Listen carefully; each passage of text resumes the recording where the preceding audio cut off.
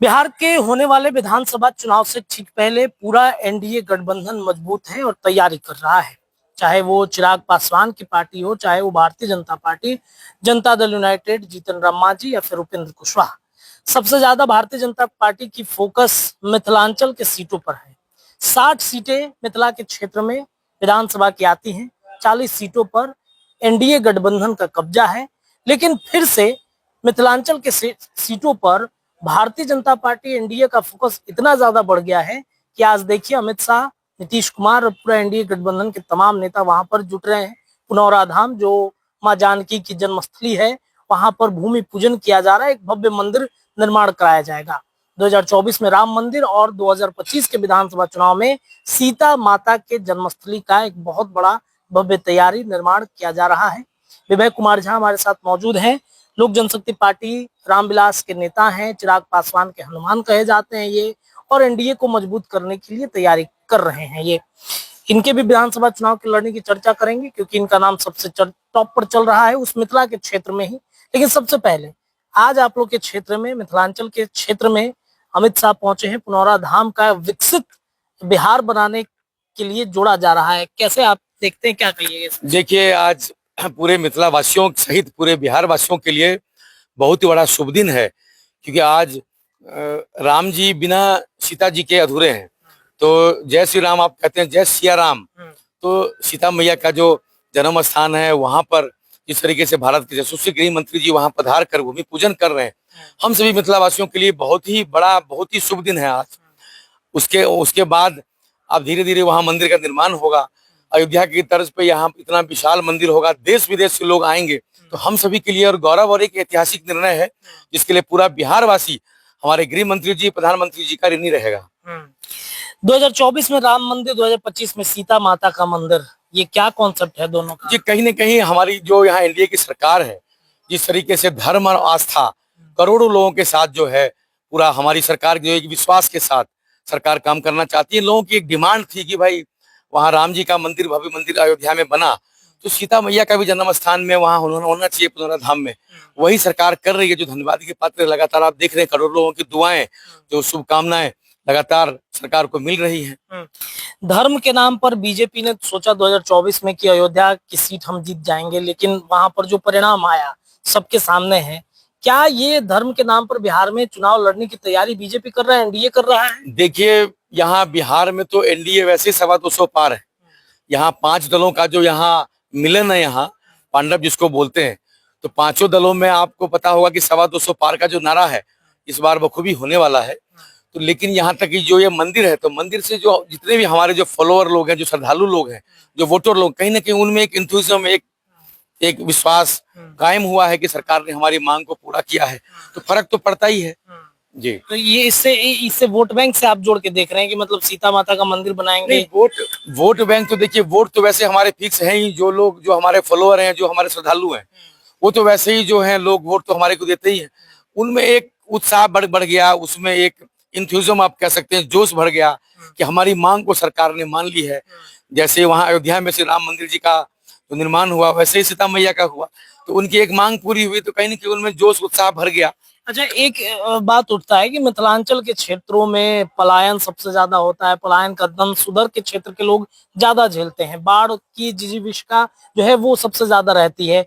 मंदिर के अलावा क्या इन सब चीजों पर एनडीए बीजेपी काम कर रहा है कि पलायन रुक जाए, रोजगार लग जाए बिहार में? देखिए, जब अगली सरकार एनडीए की जब आएगी, निश्चित रूप से जो पलायन जो है बहुत बड़ा मुद्दा है। यहाँ गांव-गांव खाली है, लोग चले गए भोजन की तलाश में। देखिए, कोई बहुत बड़ा एंटरप्रेन्योर बन गया, कोई टॉप मीडिया जर्नलिस्ट बन गए, कोई आईएएस आईपीएस बन गए, तो वो हमारे मिथिला और बिहार के लिए गौरव की बात है।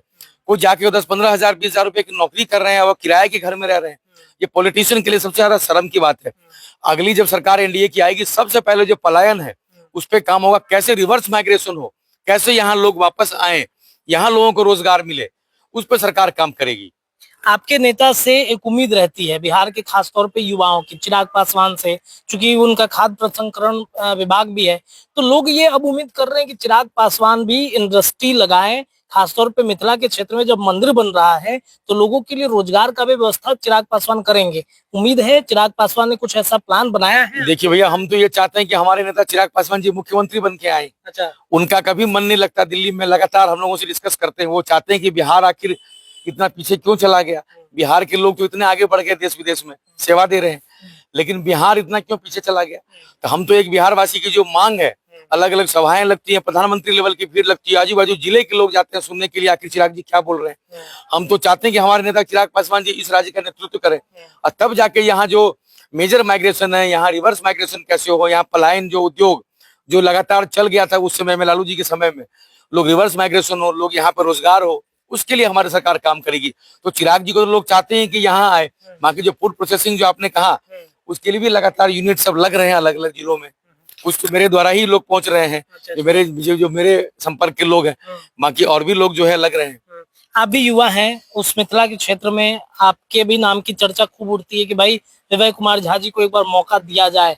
चिराग पासवान क्या मौका आपको देने जा रहे हैं? देखिए, हम लोग कॉर्पोरेट से आए हैं, लंबा हम लोग कॉर्पोरेट MBA HR हूँ, मैं PhD हूँ। मैं लगातार कॉर्पोरेट में काम किया। एक मैनेजमेंट की नजर होती है कि एक इंडिविजुअल, एक एम्प्लॉय क्या काम कर रहा है। मेरे नेता आदरणीय चिराग पासवान जी ने मुझे युवा का राष्ट्रीय उपाध्यक्ष बनाया, अभी मीडिया की जिम्मेदारी दी प्रवक्ता की। मैं अपना काम बखूबी कर रहा हूँ। अगर मेरे नेता चिराग जी अगर मुझे कहेंगे विवेक जी आपको हम टिकट दे रहे हैं, विधानसभा में जाना है, तो वहां मजबूती से आवाज उठाएंगे। हमारा नेता जैसा कहेगा, हम चिराग जी के नेतृत्व में हम लोग बिहार को आगे बढ़ाना चाहते हैं, मिथिला को आगे बढ़ाना चाहते हैं। तो चिराग पासवान जी हमारे नेता जैसा आदेश करेंगे, हम उनके आदेश को हम लोग फॉलो करेंगे। कौन सा सीट होगा मधुबनी का? वो कोई भी होगा वो नेता तय करेंगे, क्योंकि हमारे तो अभी सीट शेयरिंग होगी, सीट शेयरिंग अभी हुई नहीं है। तो हमारे नेता जो आदेश करेंगे, हम लोग मिथिलांचल से है जहाँ से हमारे नेता आदरणीय चिराग पासवान जी जो आदेश करेंगे हम उसके लिए तैयार बैठे हैं। हम इधर तो जाने वाले नहीं है। चिराग पासवान जी को मुख्यमंत्री बगैर बनाए हम कहीं हिलने वाले नहीं है। अच्छा, एक अंतिम प्रश्न है। चिराग पासवान को एक बड़ी जिम्मेदारी दी गई कि भाई उपराष्ट्रपति का जो चुनाव हो रहा है उसमें आप चुनिए, उन नेता को रखिए कि भाई ये इस लायक हैं। तो क्या चिराग पासवान जी नीतीश कुमार का नाम रखेंगे वहां पर, क्योंकि उनको भी CM बनना है, वो बिहार में उनको एक मौका भी मिलेगा। देखिए, अगर आप मेरे से व्यक्तिगत पूछेंगे, एक बिहारी होने के नाते, एक मिथिलावासी होने के नाते, और एक चिराग जी का एक एक्टिविस्ट होने के नाते, कार्यकर्ता पार्टी का, तो मैं तो कहूंगा कि चिराग जी के अगर ये ध्यान में नहीं है तो मैं तो कहूंगा कि चिराग जी के ये ध्यान में आपके माध्यम से जाए, जरूर नीतीश कुमार जी का नाम उनको कहना चाहिए। क्योंकि देखिए, नीतीश कुमार जी का पूरा बिहार नहीं रहेगा। जिस तरीके से उन्होंने बिहार को एक जंगल राज से मुक्ति दिलाया, आप 90 से 2005 याद करिए, तो आप याद करके आपके रोंगटे खड़े हो जाएंगे। जिस तरीके से यहाँ बदमाशी गुंडागर्दी चरम सीमा पर होती थी, तो अब क्या है कि लगातार अब नीतीश कुमार पे ही क्यों लोग कहेंगे भाई नीतीश कुमार का ही काम है। लगातार उन्होंने 4 टर्म से बिहार को जिस तरीके से आशीर्वाद दिया, हम चाहते हैं कि एक वो दिल्ली से उपराष्ट्रपति बन के या राज्यपाल, जो भी एक शीर्ष नेतृत्व का, प्रधानमंत्री जी, गृह मंत्री जी, या जो भी NDA घटक दल का जो फाइनल डिसीजन होगा, तो हम तो चिराग जी को कहेंगे कि उनको उपराष्ट्रपति के लिए सबसे पहला नाम जो है नीतीश कुमार जी का वो लें, ताकि उपराष्ट्रपति बन के बिहार को आशीर्वाद दे। चलिए विवेक जी, बहुत बहुत शुक्रिया बातचीत करने के लिए। तो विवेक कुमार झा हमारे साथ मौजूद थे और इन्होंने बताया कि कैसे बिहार को आगे बढ़ाने के लिए चिराग पासवान काम कर रहे हैं।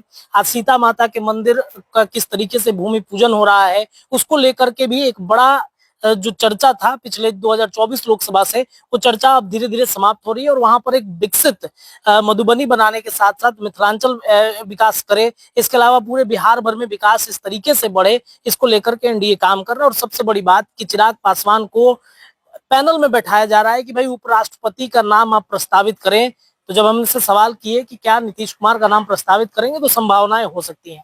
हालांकि क्या करेंगे चिराग पासवान, ये आने वाला वक्त आपको बताएगा। विवेक जी हमारे साथ है, मीडिया पैनलिस्ट लोजपा के थे, रामविलास के। इनसे लगातार बातचीत होती रहेगी। जुड़े रहिए अपने चैनल के साथ। बहुत बहुत शुक्रिया।